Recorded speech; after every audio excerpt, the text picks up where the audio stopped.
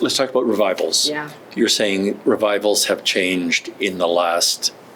We have to examine them differently. Why? Because the world has changed. We have to look at the content. We have to look at, relationships with people. So if you did South Pacific... We have to look at harm. We have to look at, is this content going to harm an actor or harm the audience? Simple as that. We have to look at it. Intent, impact. We may not intend to, but the impact's there, Right. So we have to be mindful. We have to be open, and, we have to listen and just go, okay.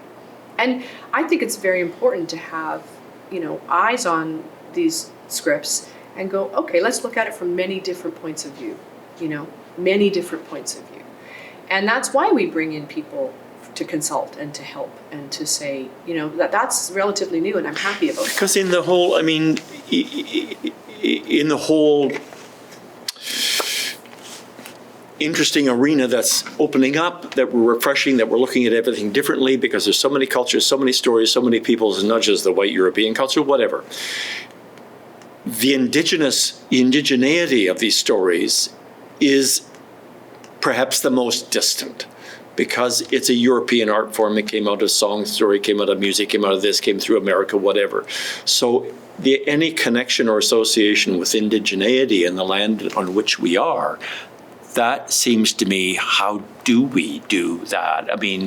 I do see Augie Schallenberg doing King Lear at the NAC, absolutely, this is how this works. Yeah.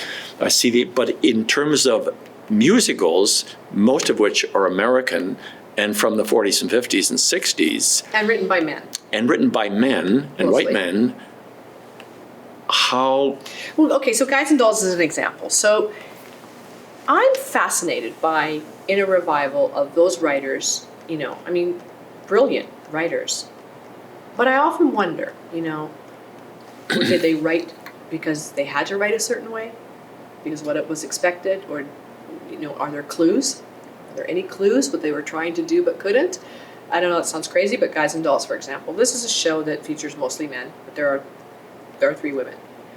And without changing the content, sometimes it's just about intent, of giving that actor, the freedom to dig in a little more on certain things. How do you mean? Give me an example. In the script. So, Guys and Dolls is a show where there are only 3 people that have a career and that can pay for themselves. One of them is Sergeant Sarah Brown. The other is General Cartwright, also a woman, and Adelaide. Those are the 3 people that actually have a job in that show. The rest throw dice on the ground and hope for the best. That's the fact. Now, that intrigued me because I realized that that is what the show is. So the women are actually, in my opinion, the strength. And so it's leaning into, when they say something, it's like, let's have a different take on that. Let's put something else behind that. And I thought that, those women took control. You mean giving those 3 characters, women characters, more space in the story? Is that what you mean? More space, let things land a little differently.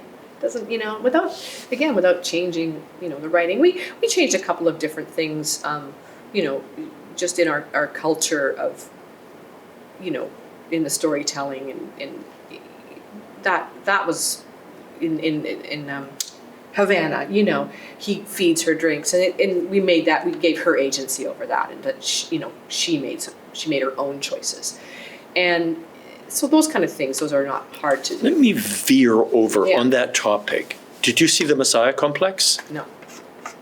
Because for me, and here it was taking a classic, it was taking Handel's Messiah, and Against the Grain theater company, or opera company. I'd seen that.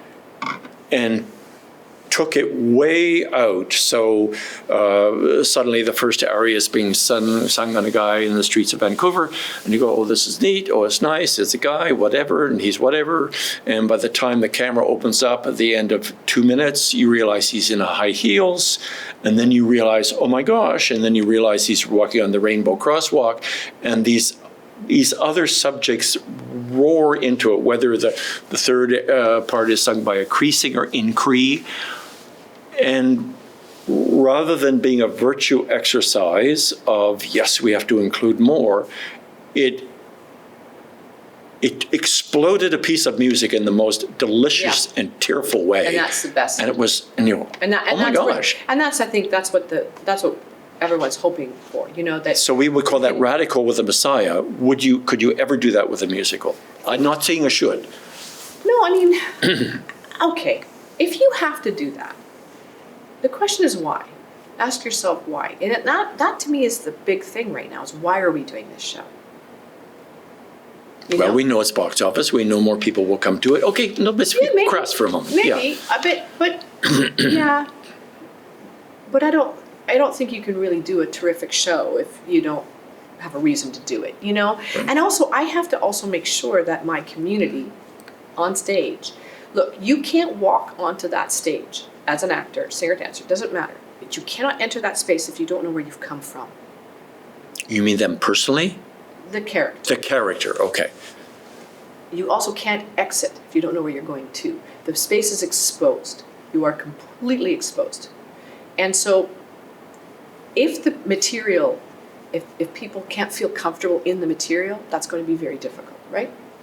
Martha Henry once said to me, she said, Donna, we used to talk about the stage a lot. She said, this stage, if you know what you're saying, you really know what you're saying, you walk on that stage, you'll come out, and this stage will give you the biggest hug. It will protect you. It will take care of you. But if you walk out here, don't have a clue what you're saying, why you're here, you'll get spit off that thing, and you'll be in Mr. and Mrs. Saga's lap before you know it.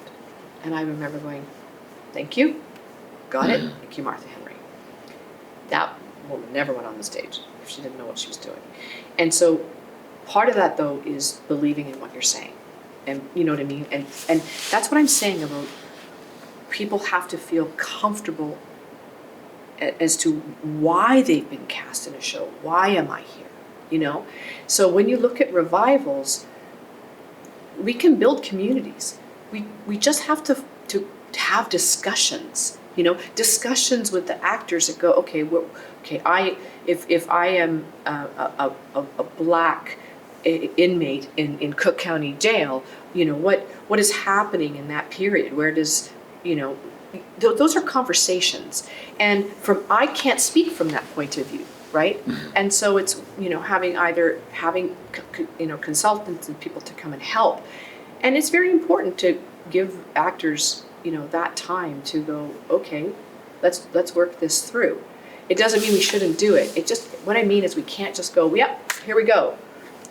There's going to be, in revivals, because it was a different time, we need to answer a lot of questions, you know, and we need to make sure that people understand where they fit into this and how they can help the story, you know.